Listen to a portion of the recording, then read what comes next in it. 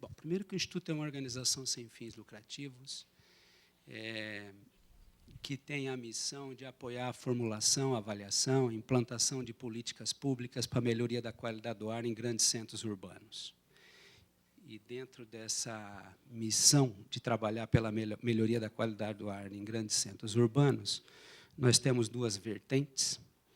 Uma delas é redução de emissões veiculares. Isso está relacionado à tecnologia veicular, a fases do PROCONV, o assunto de hoje. Enfim, tem uma vertente nossa que é apoiar políticas públicas nessa área, e uma outra, que para nós não pode estar desvinculada da primeira, que é enfrentar os padrões de mobilidade urbana, hoje insanos, nos grandes centros brasileiros.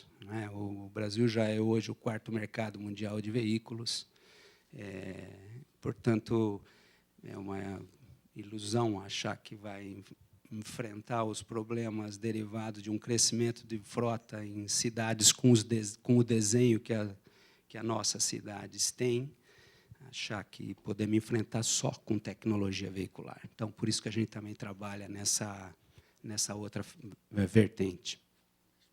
Nós fizemos recentemente um trabalho junto com o Ministério do Meio Ambiente, que deve ser publicado nas próximas semanas, que é o primeiro diagnóstico nacional do monitoramento da qualidade do ar no país, que, infelizmente, nós ainda não temos um documento, nunca foi feito um documento no país, apontando as áreas críticas de poluição do ar no país como um todo. Quais são as áreas críticas, as regiões metropolitanas.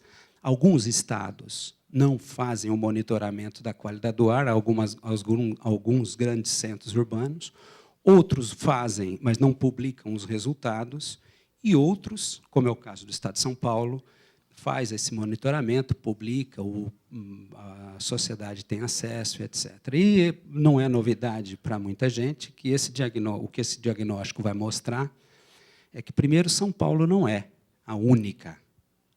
o único exemplo de área com qualidade do ar comprometida no país. Vocês vão notar nesse relatório que deve sair nas próximas semanas pelo Ministério do Meio Ambiente. O ozônio é um poluente hoje que não atende aos padrões nacionais de qualidade do ar em Porto Alegre, em Curitiba, no Rio de Janeiro, em Belo Horizonte, enfim. E o caso do material particulado também, quando você compara com recomendações da OMS, não, em nenhuma das grandes regiões metropolitanas brasileiras atende. E mesmo quando você compara com os padrões nacionais, que são muito mais flexíveis, muito mais permissivos que a recomendação da OMS, você tem várias estações de monitoramento que não atendem também.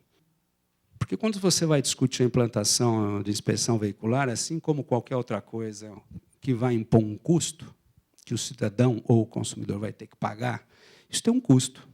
Isso tem um custo, corre o risco de ter um custo político, enfim. E com a finalidade de reduzir o desgaste político, evitar a tentação de vender a inspeção veicular, seja em que modelo for, como uma panaceia.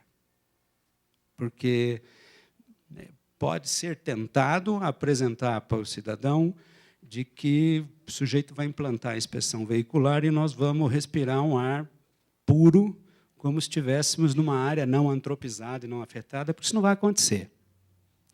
A inspeção veicular ela vai trazer um benefício, ela tem um benefício, pode ser válida implantar, mas é preciso não infantilizar a sociedade e dizer à sociedade que, ao implantar a inspeção veicular, todos os problemas serão resolvidos, a rede de monitoramento da qualidade do ar não vai mais apresentar desconformidade, porque isso não vai acontecer.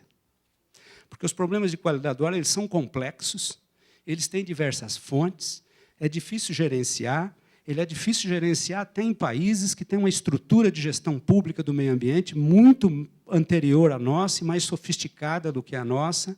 Eles têm dificuldade de lidar com problemas de qualidade do ar, não é simples.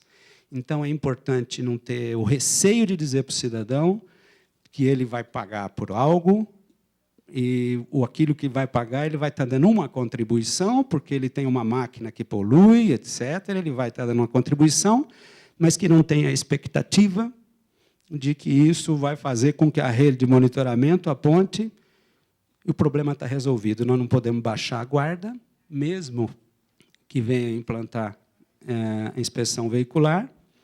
Nós não podemos esquecer que a solução de uma série de problemas passa por investimento no transporte público, não é? E que a inspeção veicular tem o seu papel, mas, repito, ela não pode ser vendida como a solução de problemas de qualidade do ar, porque isso não vai ocorrer.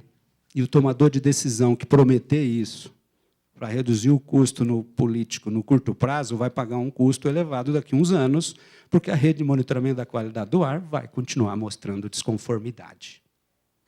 E é justo que a sociedade discuta, é importante, isso tem até um componente de educação ambiental, de respeito ao cidadão, para que o tomador de decisão saiba que tem outros modelos e que ele discuta quais são as características de cada um desse e qual é a melhor maneira de implantar.